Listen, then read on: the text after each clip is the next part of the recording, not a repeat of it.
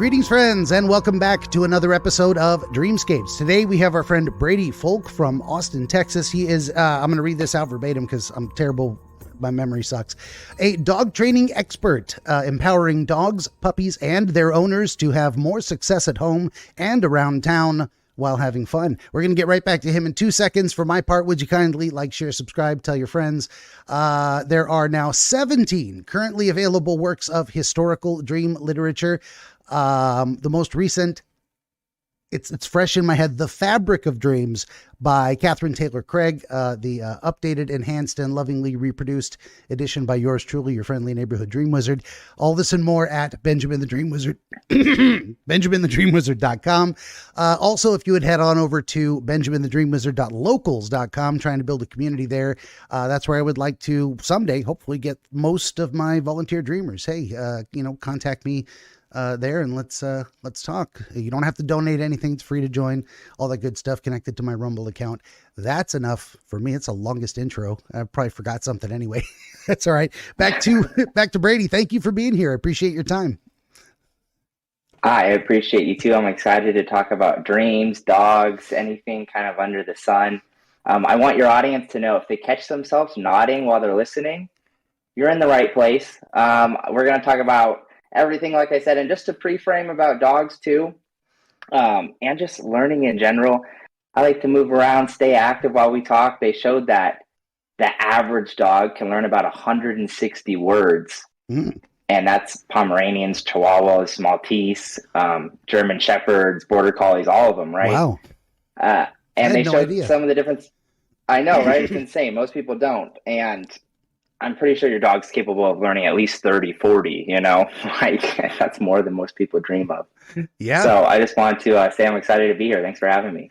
That's very cool. Yeah, it's good to have you too. And I mean, I've got, as everyone knows, if you've ever watched an episode, I got a dog, I got cats all over the place. And lately, I mean, one of the things I love about, say, like Twitter is I follow a lot of cats at work, or why you should have a duck, or here's amazing dogs. I saw this one. It was a sheepdog at work, and I don't remember the context of the thing, but it was like, just watch this amazing thing. And the video, they looked at the dog. The dog's like, "Can I go? Can I go? Can I go? Are we doing this?" And then he gets the command. He's off like a rocket, and he just rounds them all up. And I think there was even videos I saw of younger puppies of a certain variety that were practicing that herding behavior with like ducks or something. I mean, I've come across all kinds of just cute animal videos. I love it. And like, that's really innate to some breeds. They just get it. It's like, this is what I do. And it's in my bones, No, it really is true. Something's just genetically random. Like my first dog and I still have him, his name is Bumblebee. He's an Australian Shepherd. And when he was a puppy, having the same thought, I was like, I want to go take him to herd sheep. So I actually signed up for sheep herding classes with him. And it was one of the most wild experiences ever, because like we pull up this dude, he was like 1 or 2 years old, somewhere in there. And we pull up and these sheep are much bigger than you imagine. I'm like, you think they're kind of small, but nah, they're pretty hefty creatures. And they had some ducks too, but herding ducks is a whole nother level compared to sheep. You gotta be way more gentle, way more skilled. But I brought them in the sheep area, and they're like, all right, how we're going to start by doing this is, Brady, you're going to go run around and go herd the sheep. And I'm like, what? And they're like, yeah, you're going to go chase after them and kind of get them out of the corners and pull them back, and your dog's going to follow you. And like, sure enough, like I started running and chasing the sheep, and he kind of picked it up. And it was a while, because you'd have to like kind of grab onto the sheep too and like keep them moving, and crazy experience. But it was cool because you're in your zone of genius. For my dog, Absolutely. Yeah. And that is a great thing too, of like modeling behavior. Dogs learn a lot about how they're supposed to behave, say, in our environment from us.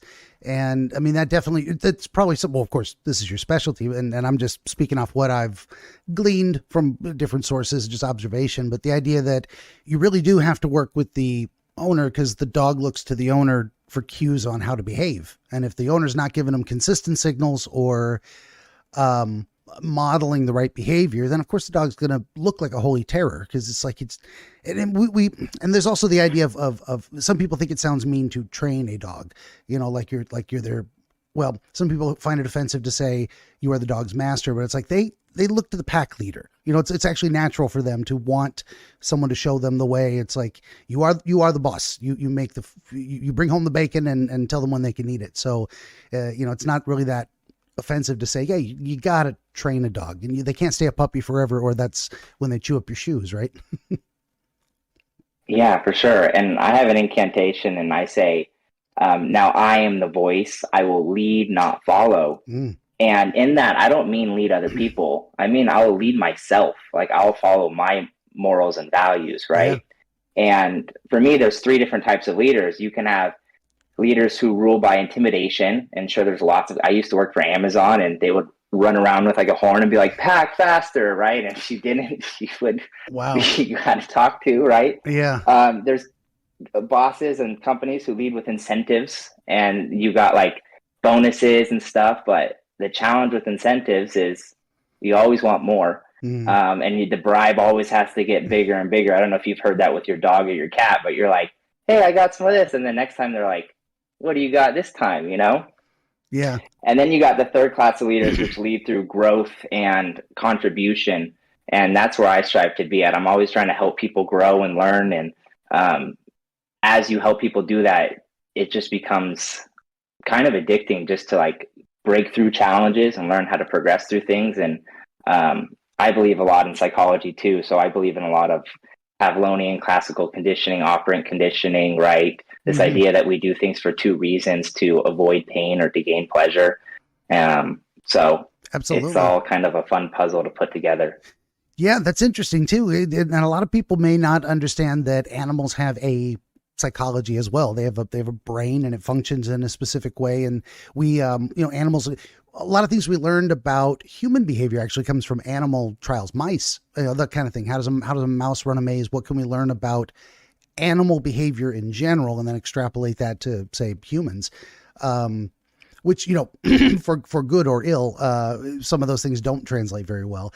But the idea that, yeah, your pet has like animal psychology is a thing, and it applies to your dog and your cat. It's very it's a recipe for frustration. Wow, yeah, can't talk this morning. A recipe for frustration to have an expectation that an impossible expectation. So if you want, a cat to not be a cat, you're just going to have a bad time.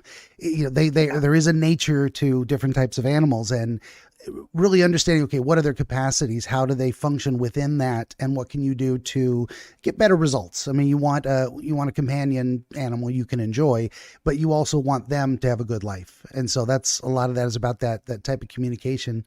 I don't know if you want to say anything about how your method facilitates that, or I don't even know the right questions to ask. I'm not remotely a training expert in any way. Yeah, no, I would imagine you're better than you think you are, because we're doing a lot of these things subconsciously all the time, right? And what I like to focus on is the prefrontal cortex. Cats have about like an 8-9% prefrontal cortex. Dogs have around like 13%. Pigs, pot-bellied pigs, around 13-14% too. So they're just as smart, right? Yeah. And that's the area of your brain that controls decision making and kind of this pain versus pleasure aspect of training. So really, and even going beyond that, if you get into this classical conditioning part of it, you could train, I have a guinea pig, right? Even smaller prefrontal cortex, and I can train her to understand associations, and our brain's always making associations. What does it mean when it's raining, or what does it mean when the sky's out, or we're always creating all these stories. And so when I knock on the side of her crate, it means I'm going to give her a treat on the second level of her crate. So when she hears the knock, she runs up to the top. And that's just like A, B, C. So you'd be surprised that you can train a spider. You can train, scientists have trained plants, which is wild too. And you're like, train a plant, what do you mean? But what I mean is plants can kind of curl up. And when you see plants turn and face the sun too, but they drop plants, and the plant learned like it hurt when it hit the ground, so it would like curl up into a little ball. and then they played a sound. It was like beep, beep, beep, and then they dropped it. And the plant learned when it heard the beeps to curl up into a ball because it's about to fall. And it's like, Wow. Yeah. holy crap, that's insane. That is amazing. Yeah, I haven't seen that research, but I believe it. I know I also saw, I'm on the internet way too much, but I saw another video recently it was a time lapse, a 2-day period of just a couple of potted houseplants and how they were responding to light that was coming through the window and environmental changes in the heat and moisture in the room. And you think plants just kind of sit there, they're not doing anything, but you time lapse that and they're all moving around, like doing all kinds of crazy stuff. And I'm like, who knew plants moved that much except in a breeze? That was kind of amazing. I'm like, wow, learn something new every day. Yeah. Fungus, mushrooms, those guys are insane too. There's fungus that eats plastic, and you literally have to train it, like I've been talking about. That's kind of wild. Amazing too. I heard something about that of like, we got that the garbage gyre of plastic out in the ocean. I think it's just all floating out there, and then there appears to be now a new type of, I don't know, spore, fungus, mold, some sea life that has adapted to now eating the plastic. And I thought that's great for cleaning the ocean. And I thought that's terrifying if it goes airborne and gets into our kitchen with our Tupperware. Like that thought occurred to me of like, we better be careful, or we could have a world where all the plastic gets eaten and we're back to, maybe we should go back to using metal or wood containers. I don't know. It's plastics. An amazing thing. That would be a wild turn of events. I don't know how we couldn't have computers anymore. That's probably an apocalypse no one saw coming. Not to be a downer here, but I'm like, what if we poison the environment just enough the environment goes, sure, you want us to eat all the plastic? You got it. Oh my God. we might see the apocalypse no one saw coming. I said it first. Oh my gosh. You threw out these vibrations and now I can see it. It's kind of wild. Oh, wow. Yeah. I don't know how likely that is. And maybe it's a unique kind of sea life and it'll never go airborne. I don't know. I'm not a biologist in that sense, but I'm like, just these, yeah, no, this is how I do the dream thing too, is like my brain just goes, oh, what if this was a thing? Yeah. So, but speaking of training animals, it's sometimes it's a 6 of one, half a dozen of the other. You're not sure who's training who. Like lately I started, so I had to take Peanut Boy, pat him on the head and he looks up. What's up, Dad? I had to take him in to get a bunch of teeth pulled. They were rotten and he was having sinus issues. And, here's something that most people brief tangent, we'll come back to the main point. A lot of people haven't heard of, say, reverse sneezing. Which is, because an animal and they have sinus irritation, they sneeze just like people, but there's a thing where they can get almost like a post-nasal drip type of thing, and they have a spasm that gets triggered in their throat, and they make a god-awful sound that sounds like they're dying. It's like, and just, and I'm like, what the hell is this? So I brought him in and they're like, this is reverse sneezing. It's actually pretty common. It's a spasm in the throat. It relaxes. The worst thing that could happen, they pass out by hyperventilating or whatever. And then the spasm relaxes and they'll be fine. But he was doing it like 8-10 times a day and it was terrifying me. Long story short, I brought him in and he had to get his teeth pulled. I was going somewhere with this. So I started, I got him, he's got like 4 little teeth left on one side, and that's how he gets his baby and brings it to me to throw it. We got these little lamb chop dolls, which actually seems to be a very popular dog fetching toy, squeaky toy. It's lamb chop dolls. Another tangent. So I got him soft food, elderly dog, science diet, whatever type of stuff. And I started putting that out for him. Well, the cats eat it. And now every morning, I have been trained to, they run to the plate where where I'm going to put the food on the ground, and they're crying at me like, it's breakfast time. Let's do this. They know. so I want this guy's diet. Yeah. So if they got me trained, let's say I forgot one day, they're not going to let me forget. they're sitting where the food's supposed to be saying, what's up? Oh. Yeah, the funny part is when you feed them a little bit earlier and then they show up again at their normal time and they're like, hey, dinner time. And you're like, dude, you almost got me, but I know I fed you earlier. Yep. And then they're like, what the heck? It is crazy that they know the routines, but they also have kind of a sense of the time of day as well. So yeah, if you feed them early and then it's the right time, and I don't know if it's the angle of the sun. How do they know when, it's winter and the sun's already gone down, but it's still dinner time? Dinner time is now. And then in the summer when the sun's still up, like, nope, still dinner time. Dinner time is now. I don't know how they tell time, but they seem to have some kind of environmental cues.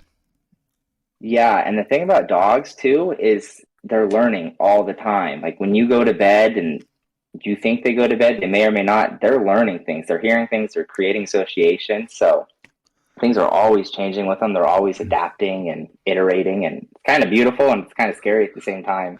Yeah, definitely. Well, it is stay good. Sharp. It is good that they have that adaptive quality because our lives change. I mean, maybe you have a new job and now you have a new routine, or you have a health problem and it changes your life fundamentally, and now their life is different because your life has to be. And they're like, okay, this is the new normal. This is what we're doing now. So yeah. That's kind of good. Otherwise, they'd be just stuck in routines and they'd just freak out.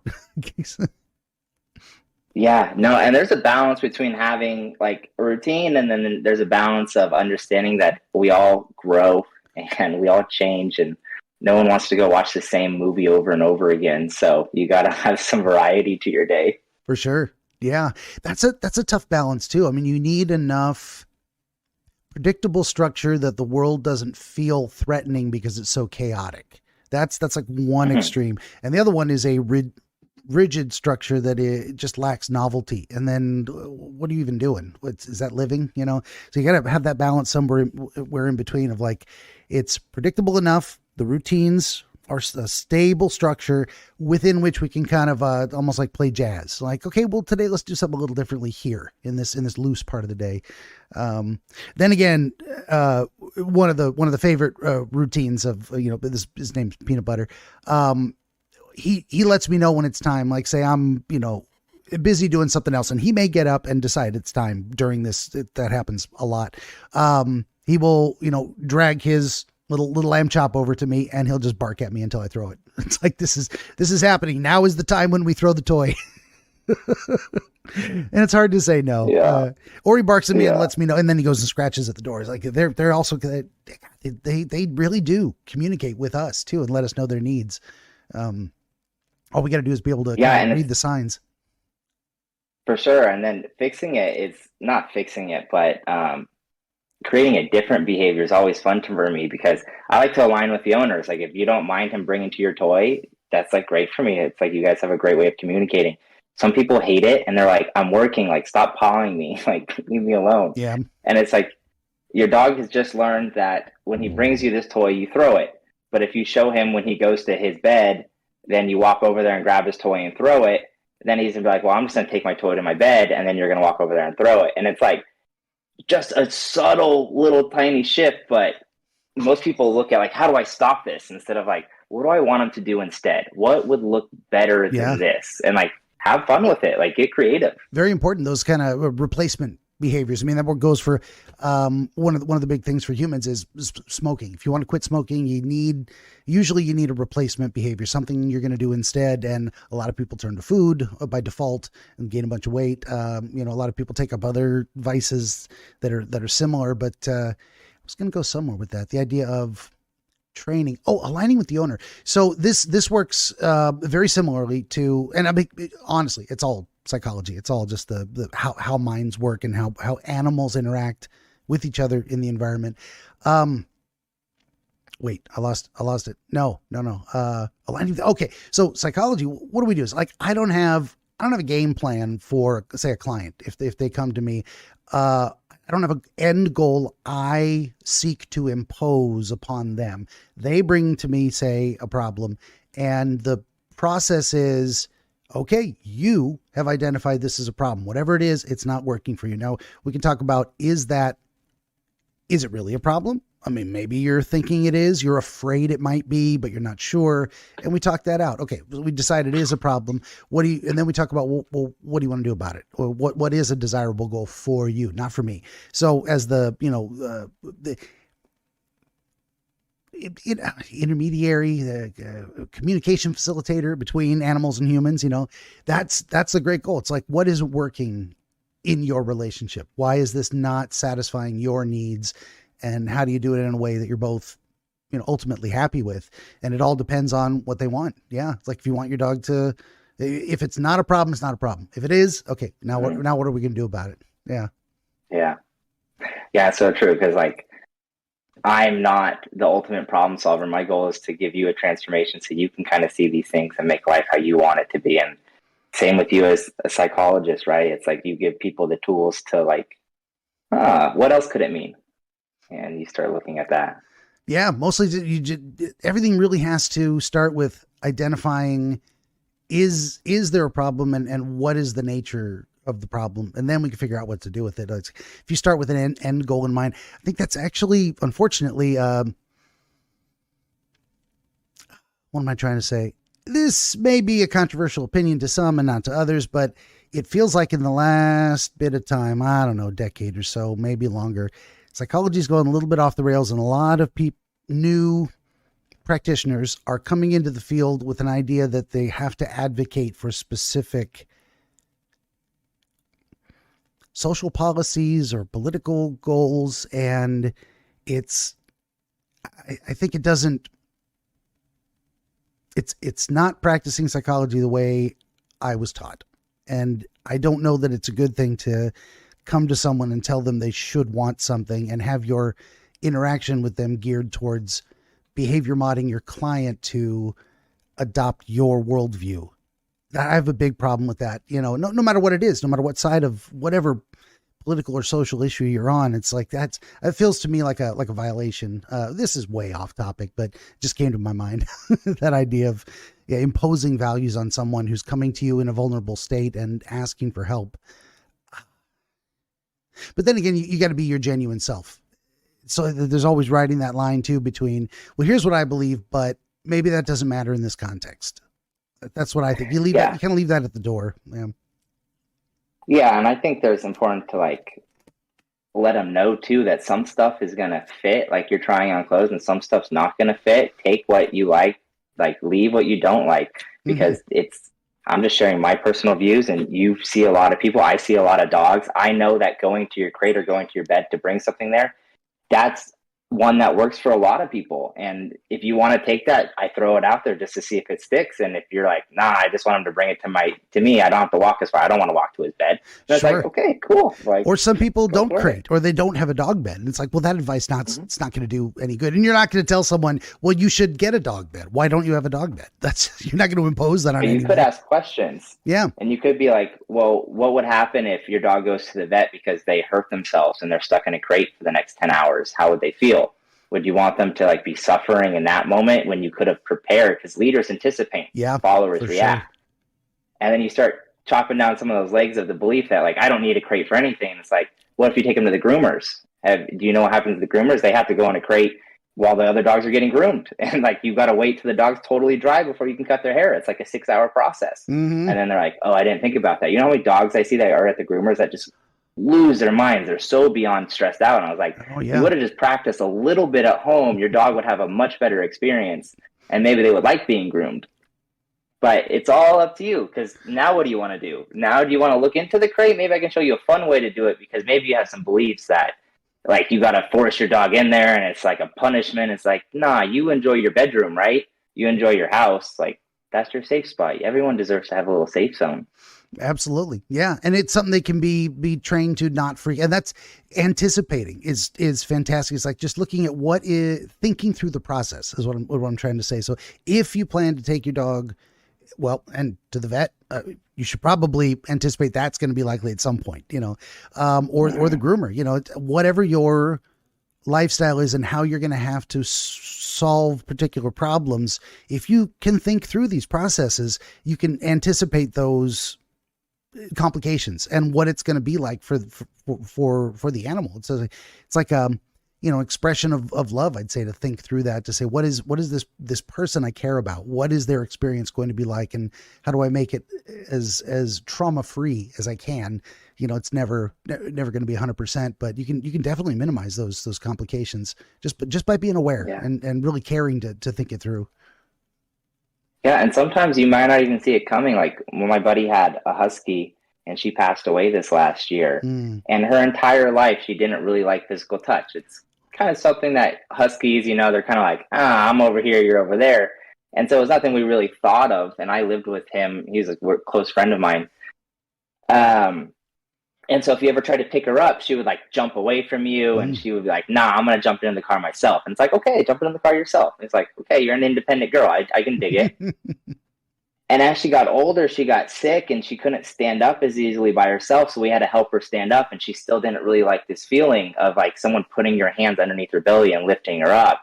And it's like, oh, wow, this is kind of causing a little bit of problems. So now I have to pick you up to put you in the car everywhere. I got to take you to the doctors. I got to put you in the car.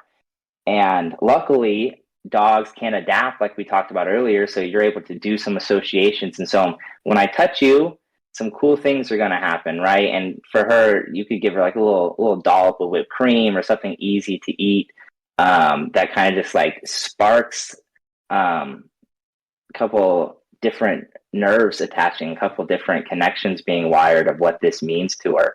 And you're still able to change it. So you don't have to anticipate everything, but you got to be able to be like, ooh, how can I make this a little bit easier for my dog now? And that's the fun part. That's why I love training, because every dog's different. Every situation's different. It's like, but the principles always stay the same. So you can fix anything.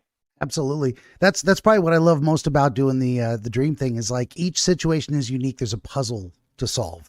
And then there may be broad principles I bring to it, but I'm definitely not the kind of guy who says, now we're going to consult a chart. You mentioned seashells, and seashells always mean this for every person. No, they don't.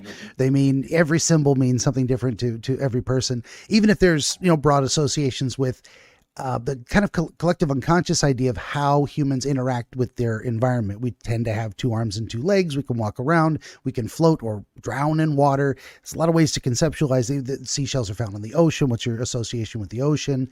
There's like logical connections you can start with. And then the more you refine it down from the broad scale, you get it down into the particulars. And okay, this person at this time for this reason connected to, I used to go to the beach and collect seashells with my grandfather. Why was I thinking about my grandfather? Let's follow that. Yeah, that's fantastic. So I think the same applies with the dog training. So, okay, what's your life? How are you living it? What is this environment like for this animal and this person in their daily routine? And then you get down to that particularizing, and then there's a puzzle to solve. Mm-hmm. It's like, yeah, it's my favorite thing ever. And it sounds like you enjoy it quite a lot as well, too. Yeah. I like those. One thing I'm not good at is like, I don't know, word problems. Everybody hates those math problems. Jesus, keep those away from me. But like kind of, the psychology problems, the little more wiggle room in there to build something intentional out of what's actually there. I'm not fabricating anything whole cloth, but like, okay, I see what's going on. Let's do this. Yeah. Yeah. And it's crazy too, how many limitations we have set up in our minds that we are not even aware of. We kind of have this thermostat that's set to a certain temperature, and you start going past that temperature, it can sometimes self-sabotage and things bring you down too. Benjamin the Dream Wizard wants to help you pierce the veil of night and shine the light of understanding upon the mystery of dreams. Every episode of his Dreamscapes program features real dreamers gifted with rare insight into their nocturnal visions. New Dreamscapes episodes appear every week on YouTube, Rumble, Odyssey, and other video hosting platforms, as well as free audiobooks exploring the psychological principles which inform our dream experience, and much, much more. To join the wizard as a guest, reach out across more than a dozen social media platforms and through the contact page at benjaminthedreamwizard.com, where you will also find the wizard's growing catalog of historical dream literature available on Amazon, documenting the wisdom and wonder of exploration into the world of dreams over the past 2,000 years. That's Benjamin the Dream Wizard on YouTube and at benjaminthedreamwizard.com.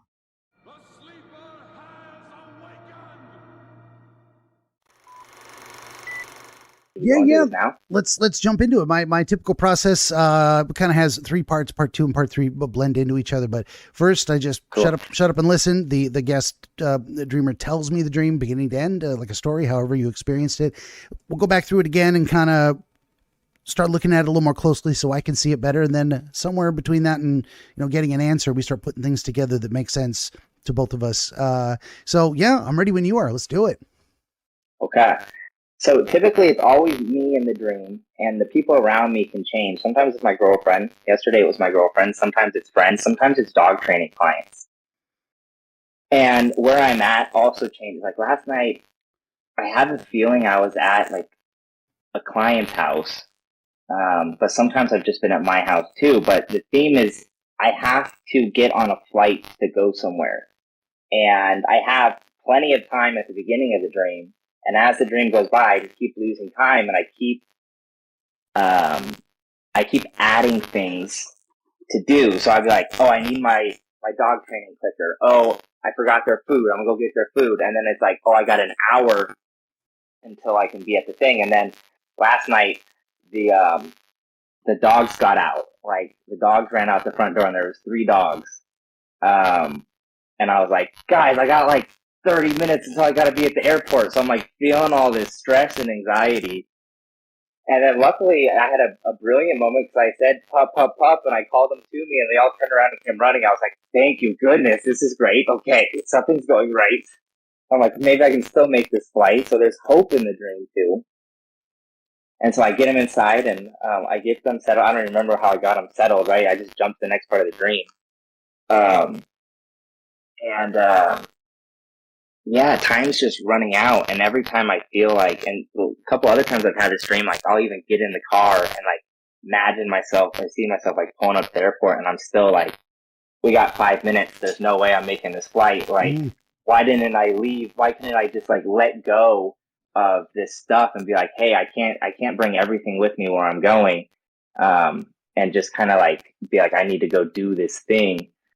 So anywho, it's very interesting for me, and I have my own beliefs, but I'm curious to hear what you have to say fresh. Yeah.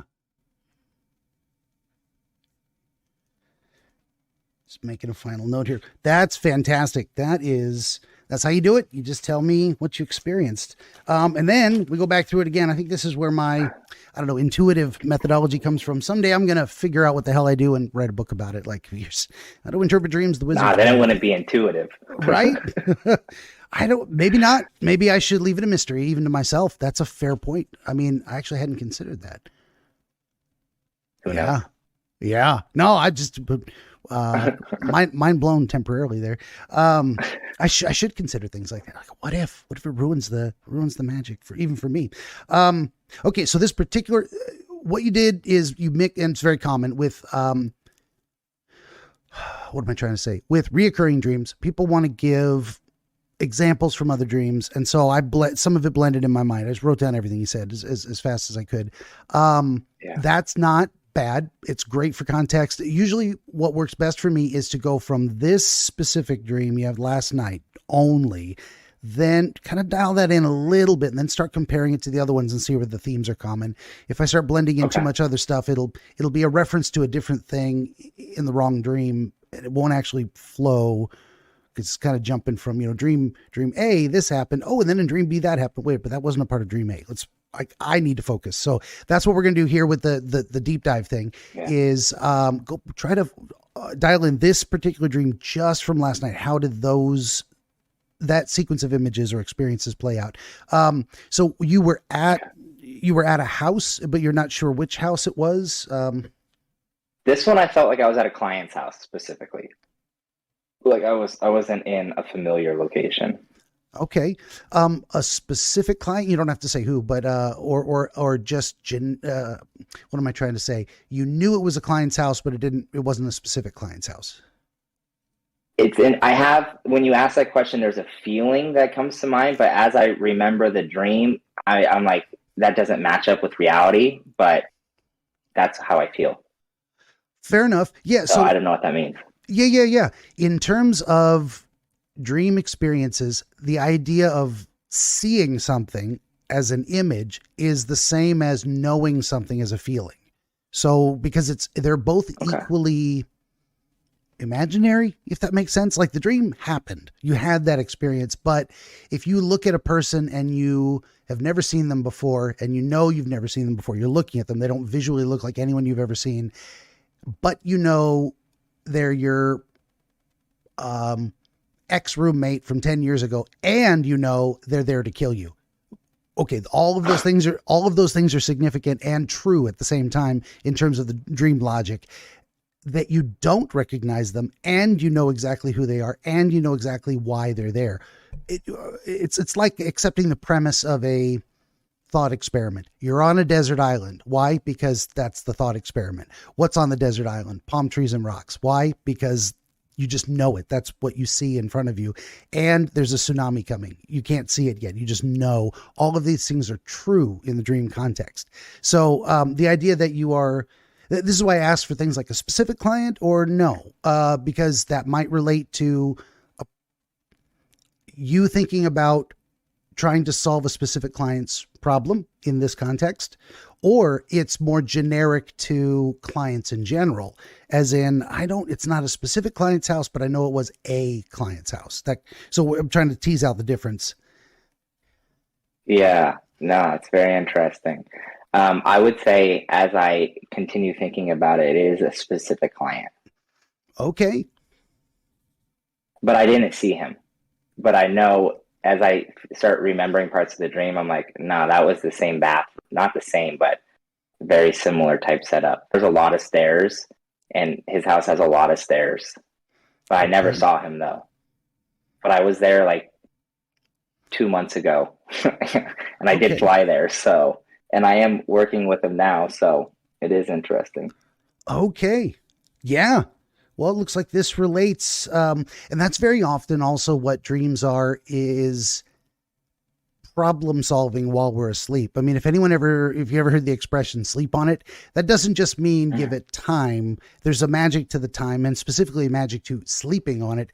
Our brain never really stops the gears spinning. I mean, that, in my estimation, that's what dreams are, is it's the same process of thinking. It's like, how do I describe it?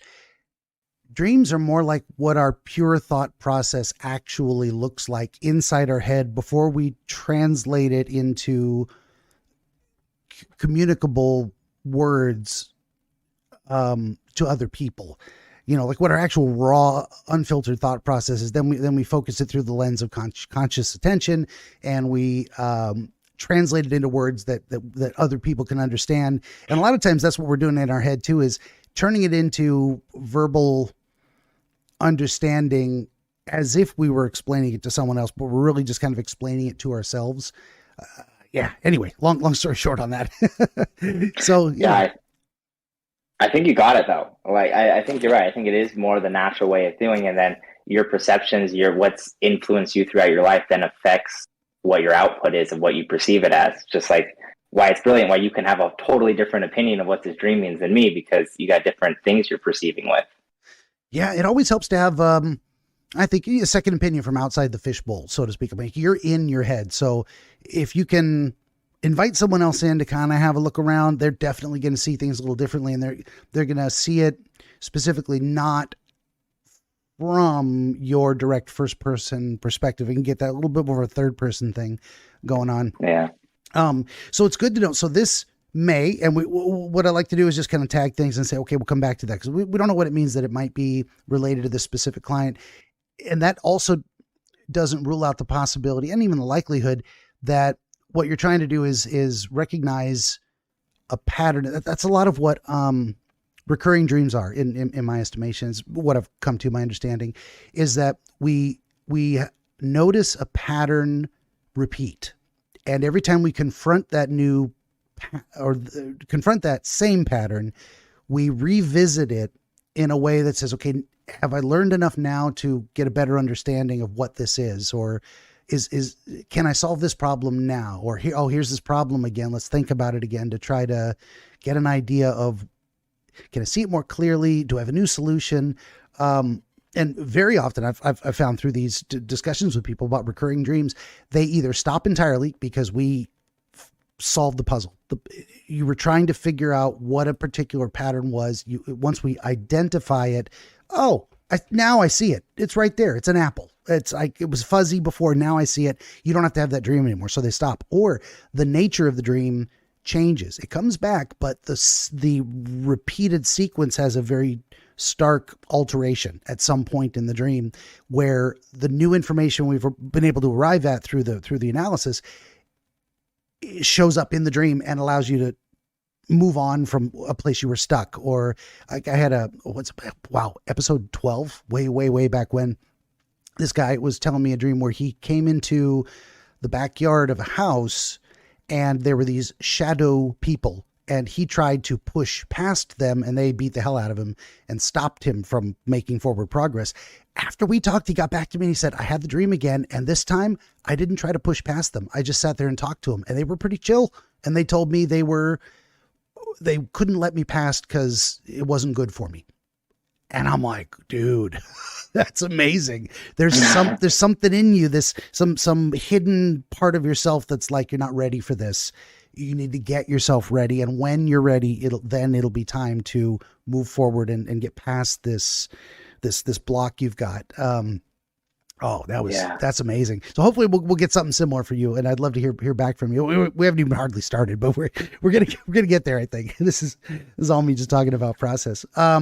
So we put a pin in the idea, and I don't know that I need to know who the client is, like no names, of course, or too much specifically about their situation, but it's good to, at least at the beginning here, plant that seed of framing to say, okay, what is it about this particular client I'm working with and their unique situation that might relate to the pattern I'm seeing in the overall dream? All that said, that's a belabored it like way too much. Do you remember where you were in the house when you first arrived? When you first became aware you were there, you know?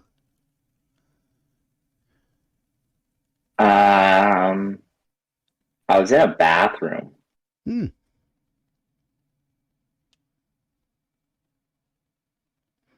Yeah, I don't know why I was in a bathroom. Yeah.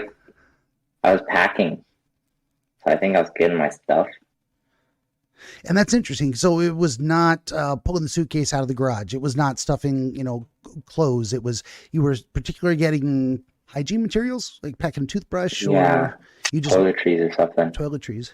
Yeah, I just remember there was like a mirror or something. Like the mirror is kind of what sticks out. So maybe it wasn't even a bathroom, but a mirror. There was a mirror on the wall, or you were trying to pack a small mirror? No, it was a mirror on the wall. It was like on the room. Okay. And it was definitely a bathroom. That's interesting too. Don't know what to make of it, of course, but that's, I would say something different if you were in a garage and a family or in the backyard. I would say you probably don't do much dog training in bathrooms, but maybe a lot of is the training. How frequent would you say it is? You got to work with people who are like, they won't stop pooping on the carpet. Is that a common thing for you? I mean, dog hygiene in general? Potty training for sure. I think about it every day. Okay. Yeah. And I have a 6-month-old puppy too. So it's like, bathrooms. Wow. That would be on your mind lately. You're doing a lot of potty training. Yeah. That's what I was thinking. I wasn't sure how common that was, because sometimes people, it could have gone either way in my head. People are like, they don't have much problem with that. They usually are able to communicate with their dog about, you don't crap on the carpet. Let's wait till we go outside. But maybe it is actually more common than I thought. I thought it could go either way. That seems like it is a very core issue. So the bathroom popping up there could be your symbolic representation of potty training in general. Not a focus on how many of your clients focus on issues of hygiene and, packing toiletries. It's things that, it's like a lot of basic stuff there's things we don't leave the house without. I mean, lately it's become, car keys, cell phone, those kind of things. Now, those didn't exist, say 100 years ago. No cars, 100 years ago there were cars, but prior to the invention of the car, no need for car keys. No one patted their pockets looking for those. Same thing with a cell phone. It wasn't a thing until, last 15, 20 years. And now it's become something we don't leave the house with. And well, one of the things, if you're packing for a trip, you make sure you get your toothbrush, maybe some particular shampoo, if that's your thing.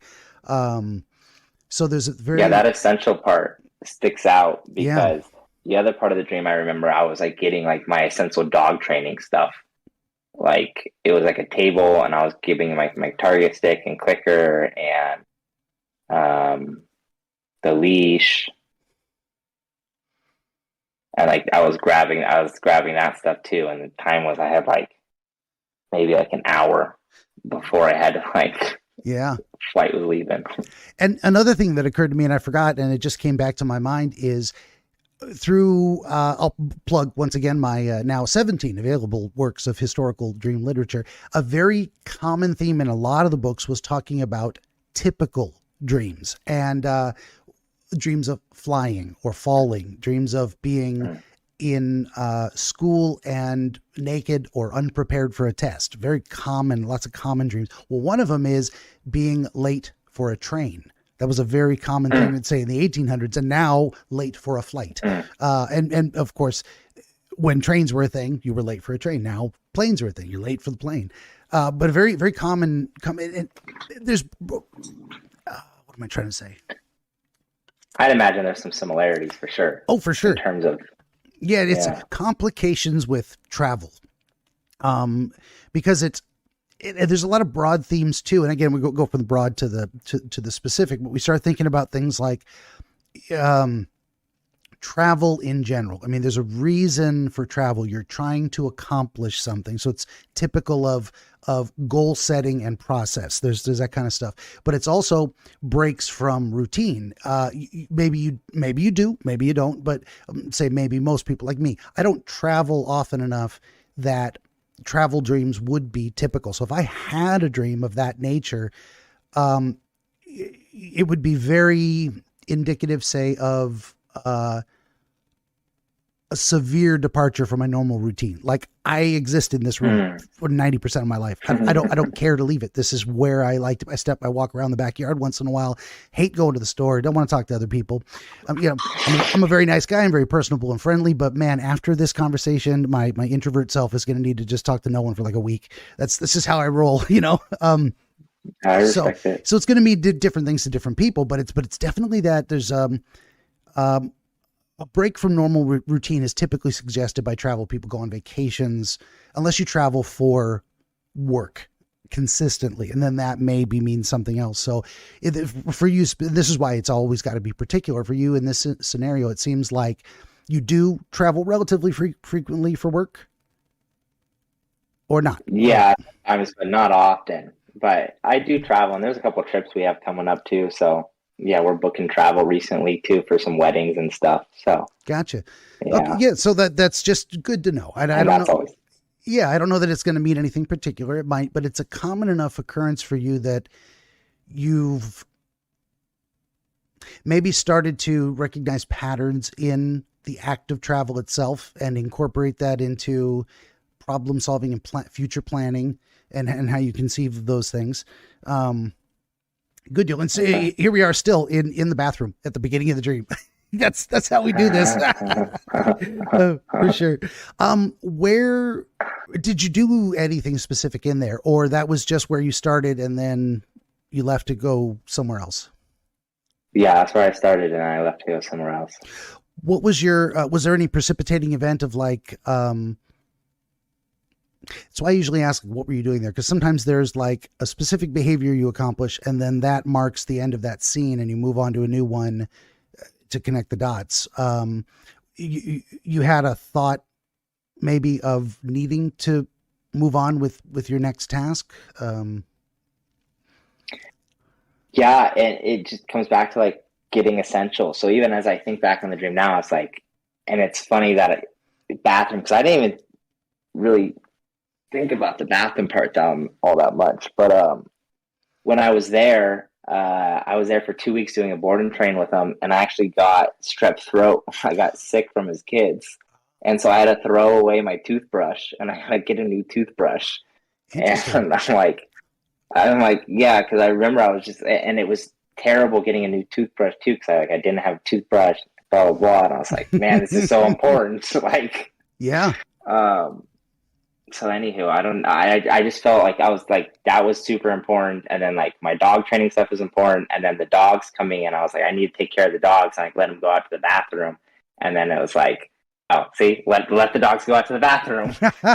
Yeah, for sure. And then they run away. So there was a thought in the dream that was the next task you had to do is, oh, the dogs need to go to the bathroom, so I got to let them outside. I don't know if it was that conscious in the dream, but as I look back, I'm like, that's probably what I was doing while I was letting him out. Because I was like, oh, I got to go. I got to let him go to the bathroom. And that's just what I do normally in my routine. Like before I leave, it's like, I'm going to let the dogs go pee. Oh, yeah, for sure. So that was whether you remember thinking it specifically or not. That is the next task you moved on to, is to let him out. And yeah, that's how I remember the dream. Yeah, for sure. And there were 3 dogs. Were they related to this specific client at all? Were they dogs of that kind or completely different?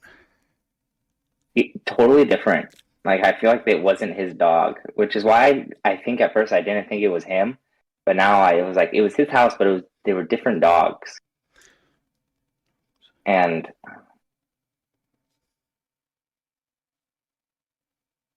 yeah, that's another thing where it's like, go ahead. The feeling that I get is I have 3 dogs here right now. The feeling that I get is like, it's like those 3. I'm boarding 1 dog and I have 2 dogs of my own. I'm like, I feel like it was those 3 that I was thinking about, but I don't know. I can't tell you definitively which ones they were. That part was kind of a blur. I just knew they came back when I called them and I was really happy. Yeah. Well, that was going to be one of my questions. Like, so which dogs? Were they all the same breed? Were they different? But you're like, no, it kind of feels like they're the dogs I'm taking care of right now that are in my immediate environment. And it's a very natural thing. What was I going to say? So if it, I think I lost what I was going to say. If it had been specifically 3 of the same kind of dog that were all this specific client's dog, that might be its own type of thing, but it's actually more specific to you. It's your dogs in your environment versus, and it can be, you can also have that experience of like, so I'm in a client's house, but I'm with dogs that are not his dogs. And if it had not been dogs that you recognized, it would have been like, okay, so this is in the context of that client, but more generic to like more generic to the concept of how dogs are taken care of than taking care of those specific dogs. So that it tells us kind of what level of generality or specificity. So it's even more specific than that. It's your dogs and treating them well and taking care of their needs. Don't know what it says yet, but that's an interesting data point too. Yeah, like my responsibilities. Yeah. Closer to home type of thing. There's those different layers of generality to specificity. You took them out to the backyard of this house to let them out? It's very funny as we talk about it, more stuff comes back. It always does. That's how this works. It was he doesn't have a backyard, and it was the front of the house. And I remember the dogs taking off towards what looked like his neighborhood, and it was the front. He has a garage but no backyard. Gotcha. And there's probably, the first thing that popped into my mind is that's not safe. Like I would never open my front door and let my dog run out into the street. It just terrifies me, the thought that I'm going to leave the gate unlatched, or my wife's going to come home unexpectedly when I've got him out running around the backyard and he's going to dart out the gate.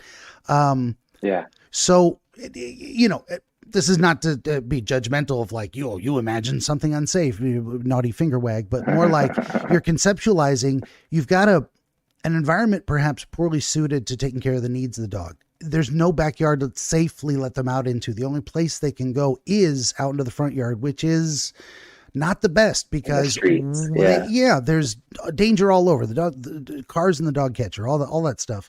So you're imagining a scenario where the environment is less than ideal for accomplishing the task. Especially with 3 dogs too. 3. When I was there, it was just him and his dog, right? So it was just 1 dog I was taking care of. So I was in his house with 3 dogs, and it's like that's a whole nother Yeah, It's different. with dogs, you are more directly responsible for in a more personal way to you. Like, you're responsible to treat a client's dog well, but it's his dog. You know, these are kind of your dogs, or at least one that's been placed in your care as well. So you're extra focused on this idea of, is this the best way to do this? What if there's no alternative? Like, they got to pee outside his front door or nothing. So there's something there of conceptualizing like less than ideal circumstances under which to be trying to solve a particular problem. Like, so it's like all you got is a screwdriver and you need a hammer. Well, you can kind of flip the screwdriver over and try to use it to pound a nail, and it might work a little bit, but it's not a hammer. Or trying to use a hammer on a screw, that kind of a thing. Sometimes you do what you got to do because there's something's got to get done, and there's no better alternative. So it seems like this was what just had to be done. Are you having more thoughts? I'm going to stop for a moment. Yeah, but I feel like the general theme of my dreams, like there's things that got to be done and you got to just like do it, but I can never make it onto that airplane. And I'm like, why can't I make it onto this fucking airplane? Like, yeah, definitely. Just go. Yep.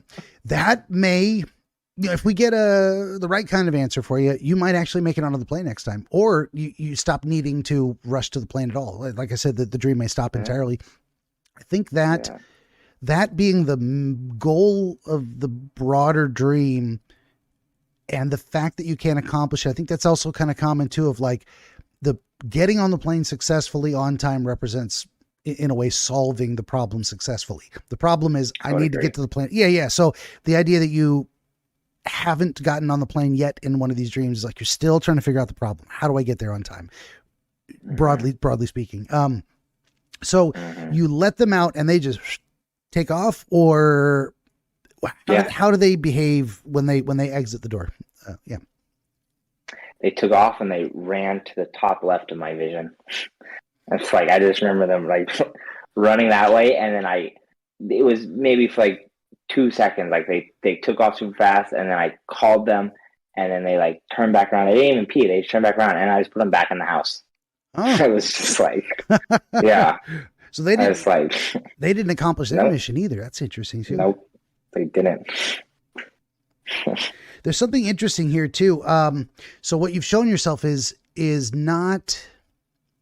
I like to do these contrasting things too, where I go, okay, what didn't happen? You didn't have to run out of the house and track down each one individually and grab them by the collar and drag them into the house while they barked and resisted. None of that happened. So what you did was called to them, and they responded with obedience, basically. So there's something there about your conceptualization of your own abilities with training. Does that feel right? There's something there that feels right to me. Yeah, no, and there's a specific way, like typically like I run away from the dogs too. It's like a you chase me type thing. So I said the words that I say normally. I say pup, pup, pup, pup, pup. And then I turned and they like came running back towards me. Like we practice it every single day, you know? So it was very familiar to me in the dream. Trying to write this down too. I wrote that down as well. And a lot of times if we hear ourselves say thing or hear words spoken in the dream, and it's a specific phrase, and especially in this case, it's a specific phrase that you do use to successfully manage the behavior of a dog, and you have good success with it, a good track record of that. It's a comfortable, predictable skill that you've got. So the idea that you were able to successfully deploy that in the dream, you showed yourself doing that. I think it says something about your self-concept. Like, well, wait a minute, I have some legitimate skill in this specific area. Whatever other problems I'm dealing with in the dream, at least I feel competent in this regard. And I would say it's probably true. I mean, you just now consciously thinking about it, you have doubtless successfully trained or facilitated the training of many animals. So you're not typically in question of like, am I any good at this? Right. Mm-hmm. Yeah. Like I have absolute certainty that this thing works. Yeah. You do it all the time, and you expect the result, and you get the result when you deploy it. So there was I think that's what this part of the dream was saying is, okay, this isn't the actual problem. Look, I got this dialed in. This is about something else. So it's very interesting. We get these things of like, well, I was, late for a plane, but I was taking care of these dogs. And it's like, well, maybe it doesn't really have anything to do with it. It does, but it doesn't really. This isn't about dog training necessarily. That you seem to want to assure yourself, or at least you recognize the reality of, okay, this is not the specific layer of the problem I'm dealing with. Okay. I belabored that enough, but I think that's actually a very significant thing. Like if you showed yourself failing, that would be more deep questions about, am I in the right profession? That kind of thing. I think I have a feeling you're right. And as I share more, I don't want to ruin the ending for you because there's a couple real life parts of this too, but I keep going through it. But it sounds like, it's not the dog training part that I'm like focused on.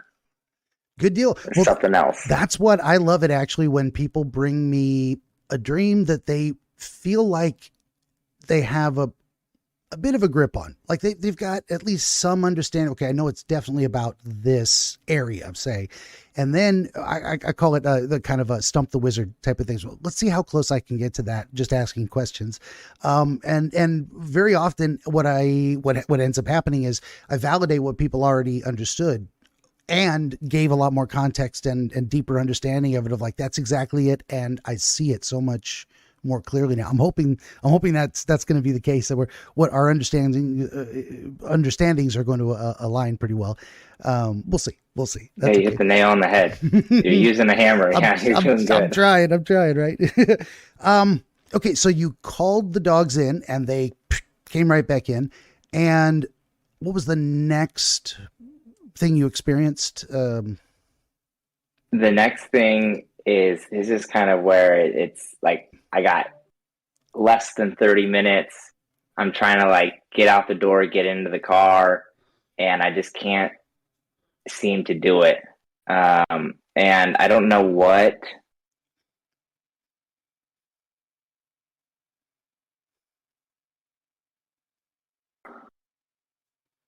Yeah, and then there's just like a feeling of just like, well, I might as well do something else now because like I already missed the plane. So it's just like this feeling of hopelessness almost.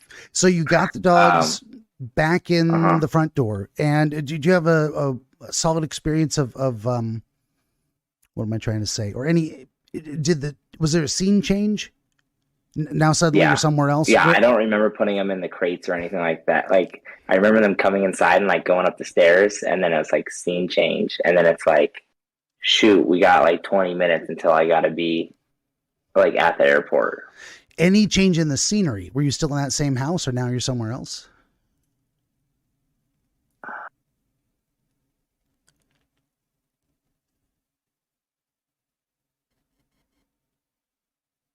Yeah, I was still inside.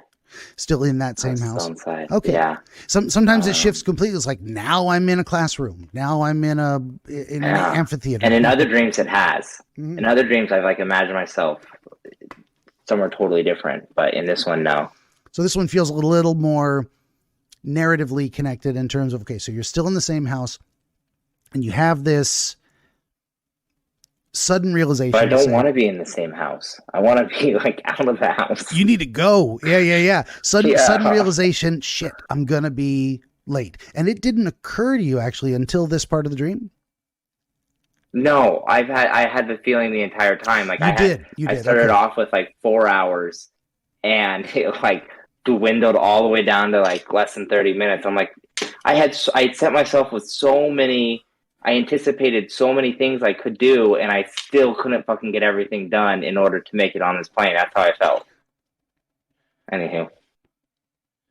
And yet, I'm going to figure it out in real life. Right? Yeah, no, I think we are. Or you are, certainly. With your wisdom, wizard.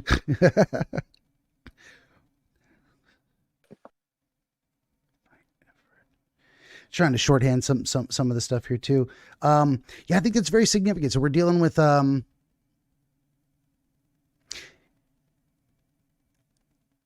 let's see, a time frame is a particular kind of pressure. I mean, there's no if you got all day, you got all day. Hey, no big rush. I got nothing to do and I got all day to do it. That kind of thing. But there's a different thing of having a time crunch. It's a very specific window of opportunity. It is a hard limit on your, what am I trying to say? Yeah, it's like a hard limit. It's a hard wall. Yeah, it's a hard limit on options. Not options is the bad way to put it, because there's almost infinite options even in a microsecond. I mean, anything could happen.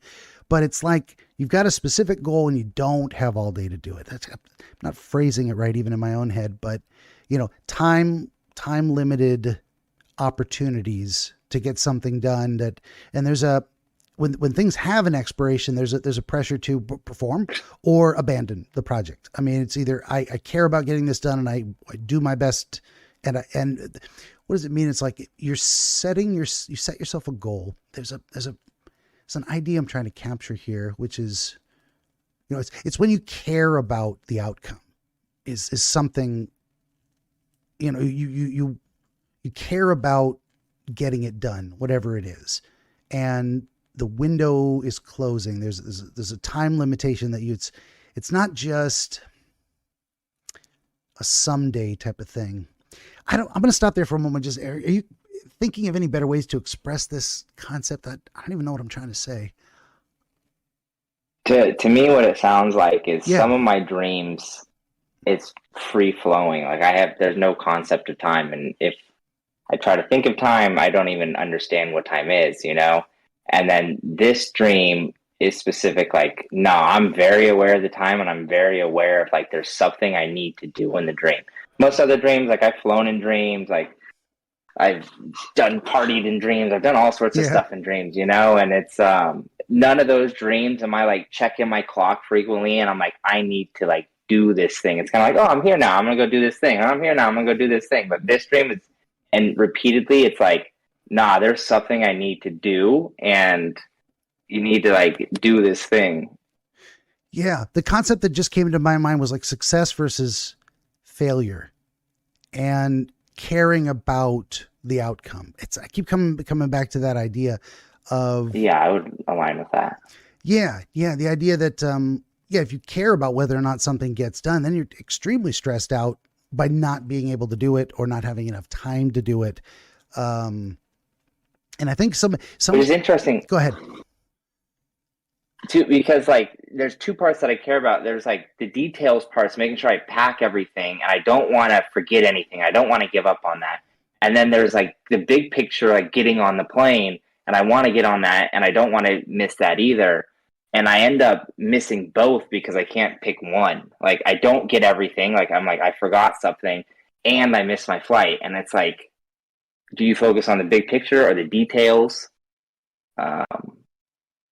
And I don't want to give up on either. And I know they're both important. And it's a little conundrum in my brain. No, I think that's very powerful too, because that's a very legitimate problem. It's like if we had infinite time to prepare, there's almost a certainty that we could come up with something that works well. But given a time crunch and perhaps too many things to do, it's almost an impossible task in some ways. It's like you have to accept I don't have infinite time and I can't think of everything. And maybe there's I don't know why the concept of organization comes to mind, being organized. I don't know whether that's you feel like you're not. No, that hits too. Yeah. I don't know whether you feel like you're not or it's one of those things where you could be very organized and detail oriented and hypercritical of your own process to the point where it's counterproductive, or you could be the other way of like, man, I wish I could be more organized, but I am struggling to figure it out. I don't know which way you seem to lean in your own mind about how you feel about yourself, that kind of thing. This is a very interesting part too, because in my own brain, I'm organized and I have a good grasp on the big picture. And I know where my stuff's at, and I can get disorganized, sure, but I feel pretty organized with what I'm doing. I want to give you some parts of like real life that's actually happening. Sure. Can I share some of those things Absolutely. too? Whatever you're comfortable with. Yeah. So this client's unique because I met him in a speaking group, and the reason why I'm on podcasts is because like I want to start speaking on stages more and sharing about dog training and my stories and stuff. He's part of this group too, so he's also sharing his journey and what he's accomplished in his life, you know. And I trained his dog, and then part of it too is my little brother. He does some social media stuff, and he's 18, and he's still kind of learning it. And I've taken what I've done for the last 5 years with dog training, and I'm like kind of giving him how to like edit videos and take some of these things. And so he's helping, my little brother is helping this client create his social media stuff. But I'm also like in the background, kind of like delegating things in a sense, and things aren't going as smooth as if I was just doing it. And so I feel some like, I see the big picture, like what needs to happen, but yet I got like other pieces of the puzzle that we're like working, we're improving on things, and it's there's just little details, and there's a couple miscommunications. There's some more things that we could be talking about to like get more clips to create different edits and B-roll clips and stuff. And I have all these different ideas in my head of all these things that need to get done, and it's not my thing to do. Almost, it's like my brother's, but yet I'm facilitating the whole thing. Anywho, that's kind of where it's all. Yeah. And you know. That's actually what you just did there was the best possible outcome of discussing a dream experience of like, wow, I just came to all of this stuff just came to my mind in relation to discussing the dream experience. And it's almost always related to real life, whether it's actual experiences or thoughts that we're having throughout the day. So we can have the experience of an experience, or we can have the thoughts about an experience, or the thoughts about a puzzle or a hypothetical experience. We can run that through. So you've got definitely, I think in this one, it's related to exactly what you just said, this idea that, and I wrote down a couple of things like, what is that word even? What did I even write down? I can't read my own handwriting sometimes. Expanding your own abilities, and the concept of like struggling to communicate. It's interesting that you're, okay, what am I trying to say? You're joining, expanding capacity. So the idea of, you know what you're doing in a very narrow set. You have extreme competence in the dog training thing, and probably in the interpersonal relationship with specific owners. You know how to talk to people about their dogs, and how to get the dogs and the people to communicate with each other and solve problems in that. But now you're looking at, well, I want to become a better public speaker. I want to become better at successfully expanding my business through social media. So you're taking on new competencies, places where you're like, I don't have a lot of experience in this. I don't have this dialed in. I don't have this mastered yet. So you're, now in this particular dream, it seems like the formula, whatever we're dealing with there is, and as we said earlier, the idea of this isn't about the dog training specifically. You've already shown yourself, okay, no, I got that. This is something else, but it is definitely being, but the idea of being organized. When we start a new task we've never done before, we don't have it dialed in. That's worse for me with autism. Like, you don't even want to know how long it took me to figure out how to use all the software, from the book publishing stuff to the recording stuff to the audio stuff. Oh, just so much. And now I got a bit of a process. Now I've got my folders labeled, and I know where to find images. I know where to find videos. I know I've got bookmarks on the internet. All of that stuff had to be built up from nothing. And it was a horrible, disorganized mess the whole time. So you're definitely showing yourself that concept of the difficulty of learning new things.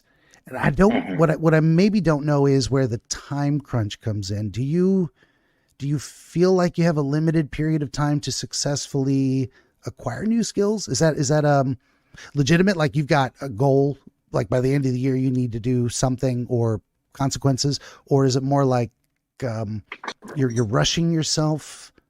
Are you placing pressure on yourself to do this quickly, to learn faster? Something like that. I don't know. What do you think?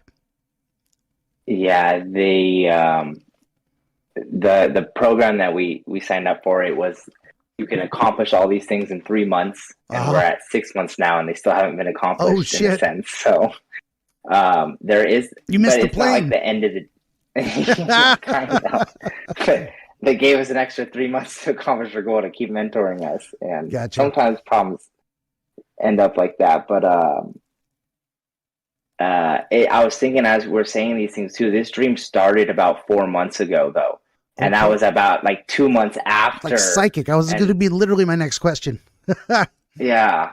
As you were saying this, I was like, this dream fucking started like about 4 months ago.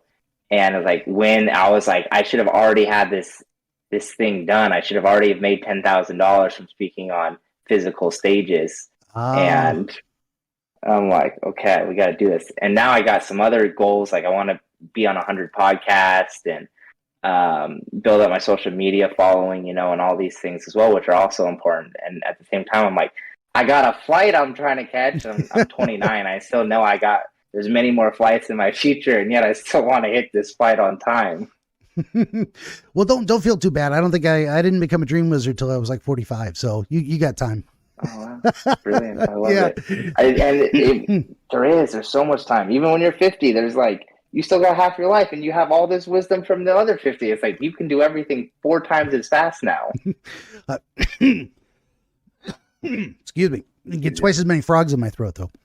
That too. Yeah, for sure. So it seems like there's both a realistic is a judgment call. There's a material, I would say. Like there was a time frame given for this accomplishment, and you're feeling responsible to meet it, and recognizing at the same time that you've gone beyond that time frame specifically, but you haven't given up on the goal. So you're still kind of scrambling to catch up, to get there in time. It feels like you're running out of time. And that you can't, it's interesting that you chose to show yourself forgetting or being unable to successfully gather the tools of your trade specifically in the dream, where you showed yourself like, it's not a problem with communicating with the animals and getting them to accomplish specific behaviors. Like that's mastered, but gathering the tools that are related to that did end up being a problem. You can't find everything you need to do your job well in time to accomplish the mission, which is getting on the plane before it leaves.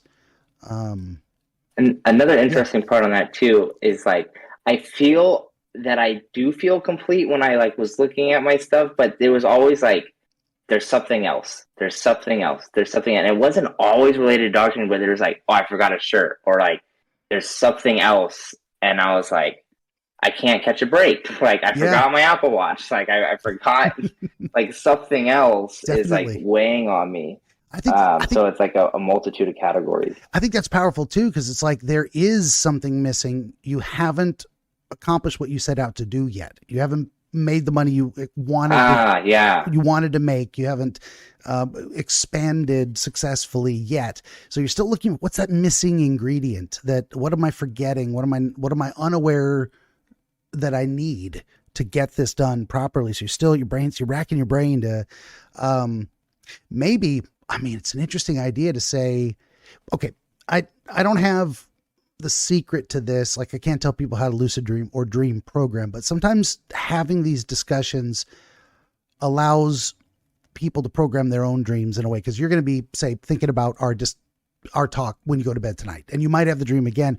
And it might be interesting to see if in the dream you're able to sounds intentional. If you show your dream self enacting the idea of, I'm going to take a later flight.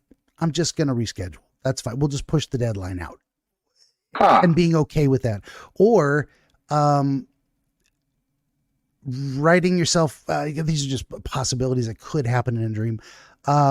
You write out a list of all the things you always take with you, and you check them off visually in the dream. There's a lot of ways this could show up of like, let me reassure myself that I'm competent enough in my specialty, and I'm going to choose to give myself more time to accomplish it. because I think if you move the deadline back, if that were something the dream was able to show you, it would be like, I'm going to cut myself some slack. I'm not going to put myself in a rush. I'm not going to feel rushed because I don't have to.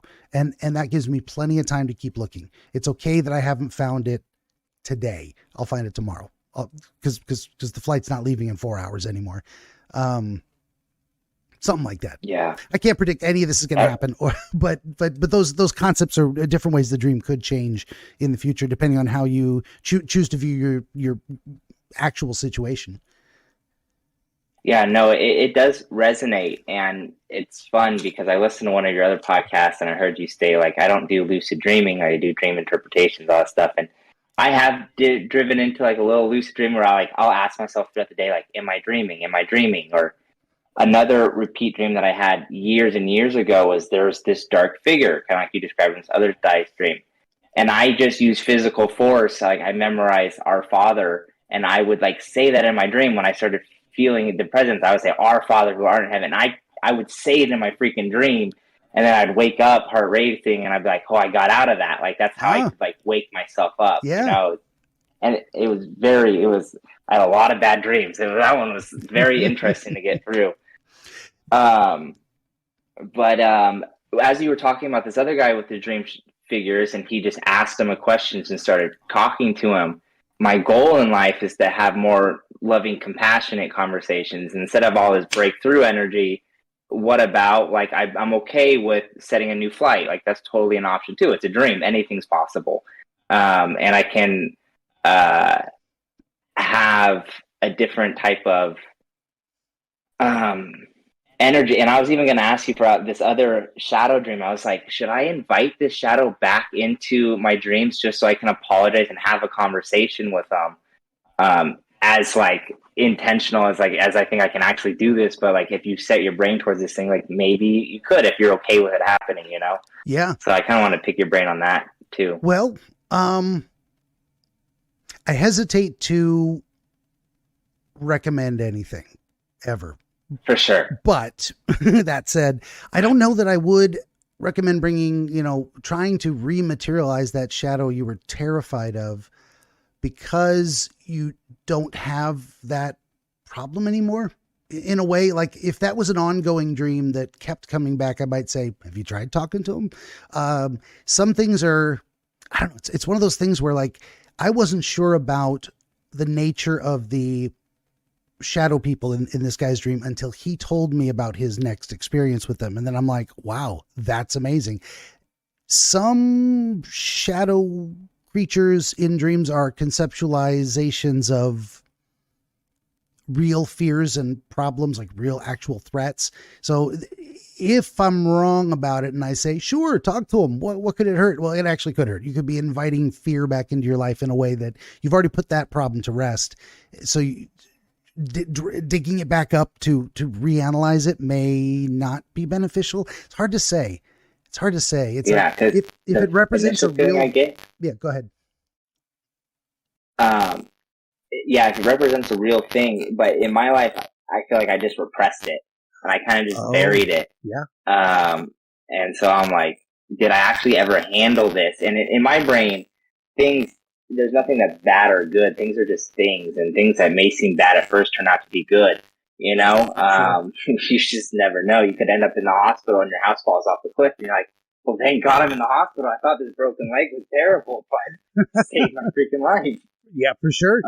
That reminds me of a great story about the Chinese farmer. And anyway, it's a bunch of reversals of fortune. And each time the farmer says, perhaps, I don't know how this is going to turn out. Great story about you. You never know when the story is really over. Well, here's what I would say about that is so there's Benjamin the Dream Wizard doing a show with you. We talk about one dream once. We may never talk again. This is very different than saying ongoing counseling and therapy, where we might put a pin in the idea of, do I invite the shadow creature back to try and have a conversation with it? We might talk about it again next week and spend a whole session just deciding, is that a good idea?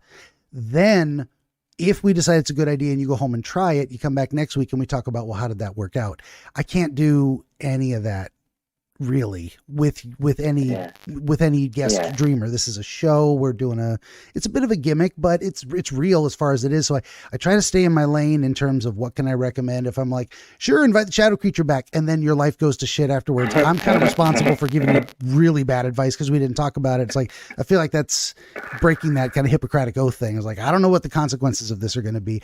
But if you come to that decision on your own, that hypothetically, this was a fear I never confronted, I only repressed, then you may eventually decide to attempt to invite that fear back to have a look at it in a more controlled environment. And your experience of that might be different.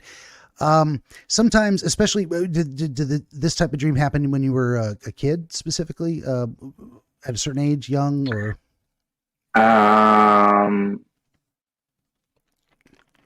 Probably when I was like in high school. Like 15, 16, 17, 18. Okay. So sometimes, so from the broad to the specific. So broadly, shadowy things often represent the unknown, like shadowed figures. I don't know what it is. I know it's a threat, but I don't see it clearly. If it was specifically a werewolf, it was specifically a mountain of ravenous bugs coming to eat you, we could look at those each. But when it's a shadow, it's like I can't see it. It's an unknown fear, an unknown quantity, or a fear we haven't put a name to, put a face to, that kind of thing. So sometimes we have those experiences in life where it's like, I feel a threat. I feel threatened by something, but I don't exactly understand what it is. So I represent it as a shadowy figure in my dreams. And I just want to get away from it. And that's a very natural thing for humans to do, is to say, I feel threatened. I'm getting the hell out of here. It's fight or flight time, that kind of thing. And so you chose, I'm going to get away from the problem. And you probably did in real life. There's probably something you settled your mind on in terms of, I'm going to get away from this problem. Sometimes this problem, people, or it's a situation that you're in that you could leave, and you choose, I'm getting the hell out of here. And then problem solved. You never need to have that dream again, because you don't have to understand it, because you just got away from it. But isn't that wild? That just blows my mind. Like, right? Unconscious and conscious. That's just like synced but unsynced. For sure. So it's not beyond the realm of potentially useful to have a second look at that, especially since it was so long ago, in terms of you're not the same person. You're not in the same scenario. You don't have the same potential threat that was unique to you at that time in that situation. So looking at it now might be more safe, but maybe one problem at a time too. Get a handle on the the most recent recurring dream instead of the one. But it's always fun to talk about. I mean, I don't have a problem hypothesizing. And it's almost the same pattern. I'm like trying to do one thing, and I'm like, I gotta add another thing, and it's like, nah, take care of this thing and get on your plane. For sure, yeah, or give yourself more time, and that's a fascinating thing. So that's one thing I wanted to come back around to as well, is that you're more likely to have that experience in the dream if you come to a comfortable place with that idea in real life.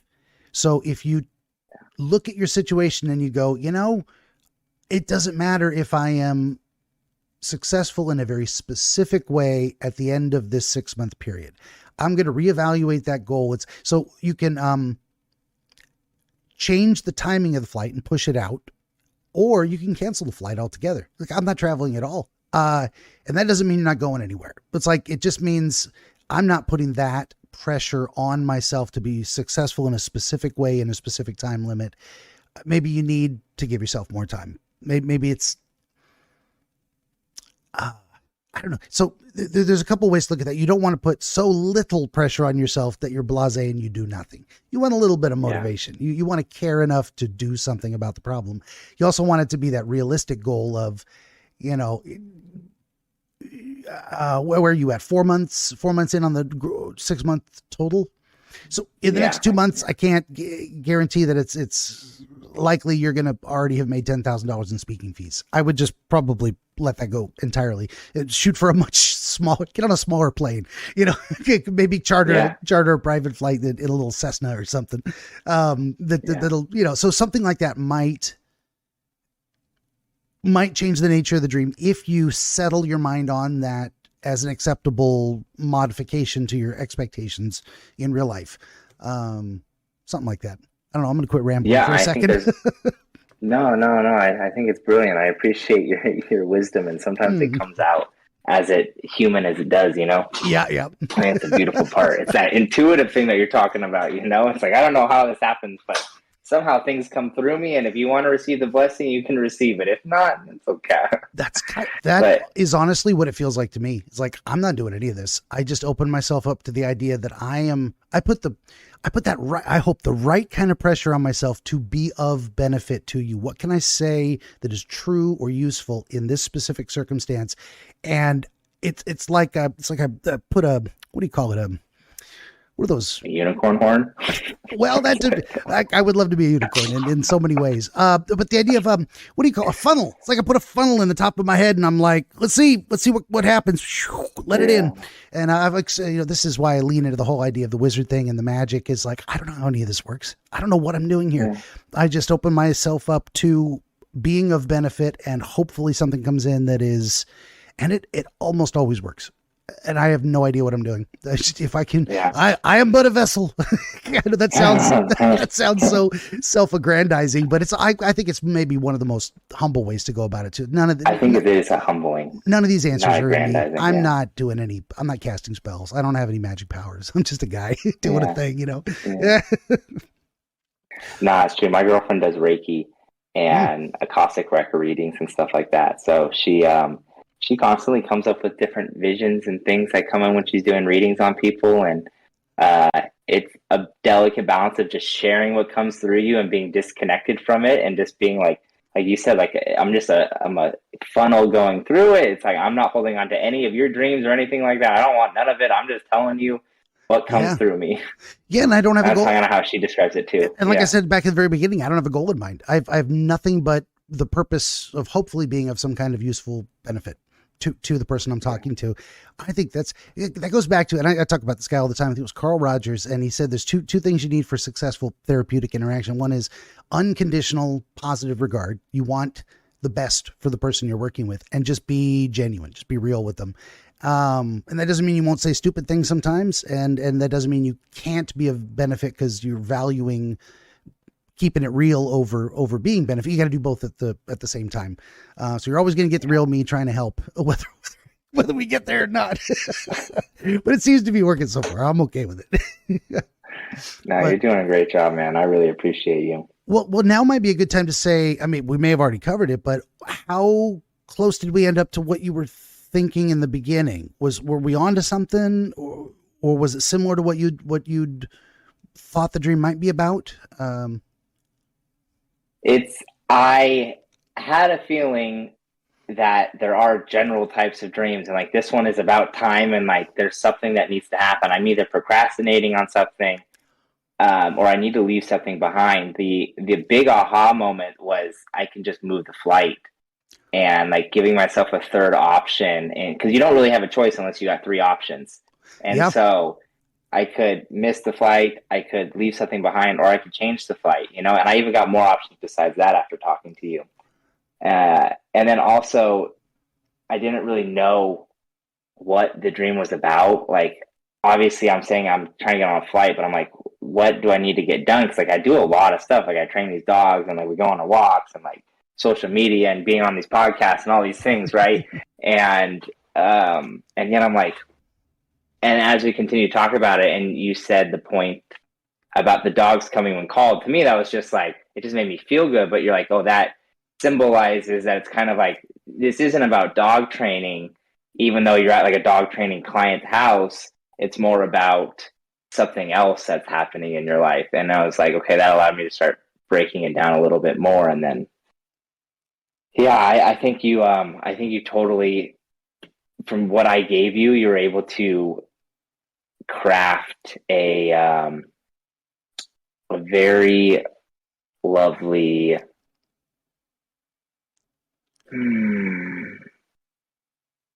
alternative or just perspective about what's happening. So I think you did really good. Nice. Well, thank you very much. I always appreciate that. You know, it's maybe I think I did okay, but it's always nice to hear someone else, especially the person I was trying to help, go, I think this was a good experience. I love that. I love that. That's why I do that. I'm getting a little verklempt. It's why I do this. Do you have a dream journal? Do you write in one like every night, or? Here's the funny thing. I am the dream wizard that doesn't dream. I don't remember even mostly that I ever had a dream. I just wake up and nothing. Sometimes I get the most disconnected fragments. One of the most recent ones for me was I was standing outside the open rear passenger side door of, I think it was a white vehicle. So it was a 4-door, and that was it. Nothing. I'm just standing there by which I mean, I've done more with less. I had one gal who came to me and her entire experience was falling slowly through a void. Just nothing, no experience of anything around, just the sensation of falling. We made a whole episode about that. It was pretty cool. So there's a lot of ways to go with that. I mean, this is rambling on your question, but, why a car and not a horse or a plane? Why the rear passenger door? Why is it open and not closed? Why am I standing there and not sitting in the car? So I start to go in all these different directions. I don't know the answer to any of these things. It's, I would probably have to have someone else do the analysis with me to start suggesting ideas, and maybe more would come to me. But so that's the most typical dream experience that I have. Just the most random disconnected images that don't tell a story at all. But we could say from that experience that, am I deciding whether to get in and allow someone else to take me somewhere? I'm a passenger, but I'm even sitting in the back seat. I'm not in the front. What does that say about my relationship to the potential driver? It's like, I'm not important enough to sit in the front seat. Is this how I see myself? Maybe I should take a back seat to someone else's and let them drive, and not be a backseat driver. There's a lot of ways to go with it. So that's, even my brain's now exploding with my own dream analysis. I love it. I think that's what the human experience is about. It's like when you look at fungus and the mycelium and how it's all connected, like that's amazing. One of the ideas that I've heard is like our dream worlds are kind of all connected too through these consciousness. And you start playing instruments and you look at vibrations. If you play an E string on one guitar and there's another guitar, the E string will start vibrating. And it's like, there's something more meaningful going on. And then if you believe in a higher power, it doesn't have to be any specific person, but something more important. And then you're like, well, all these things have a purpose. Like everything that here is, there's a reason. You can create whatever meaning or story you want about it. So it's like, what am I going to give with my specific dreams? Like, where am I going with it? So I think it's all important in their own way. I think of that when you mentioned the fungus too. And that reminds me, I watched a documentary, I think on Netflix or something, about fungus and the different types. And there's this one that is a single colony that spans an entire forest, and it's all connected. And when you look at the way fungus kind of looks, and then you look at the zoomed in connections of our neurons in our brain, it looks like the connections of the fungus. And it's almost like that colony of fungus that is one single organism, and it's like a living brain of a kind. And it can actually communicate stuff from one area. Like if there's a damage to a tree over here, it gets over there, and there's like some response miles away.